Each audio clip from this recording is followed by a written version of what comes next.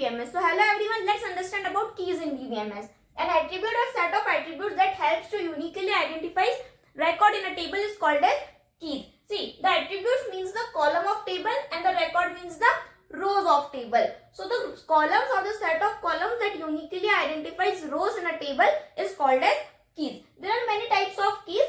First is the super key. What is a super key? Super key is an attribute or set of attributes that uniquely identifies record, and it may include extra attributes that are not required for uniqueness. In the super key, there may be any extra attribute which will not required for uniqueness. For example, the student ID and name. The combination will give us a unique combination, but name is not give a unique data, but the combination will give a unique data, so therefore it will be a super key, okay, because as name is an extra attribute here.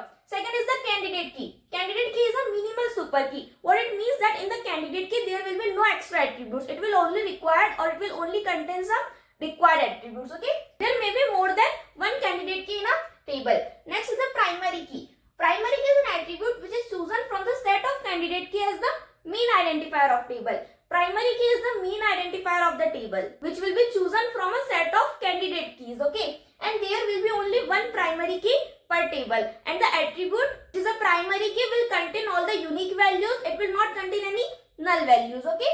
Next, the alternate key. The candidate key which are not chosen as a primary key is called as the alternate key, okay. From the set of candidates key, we choose one key which will be a primary key, and rest all the attributes will be considered as a alternate key. Next is the foreign key. An attribute in one table that refers to primary key of another table is called as foreign key. What it means? See, simply the foreign key is used to connect two or more tables, okay. So in the foreign key, it is an attribute in one table which is a primary key of another table, okay. So it will connect two or more tables.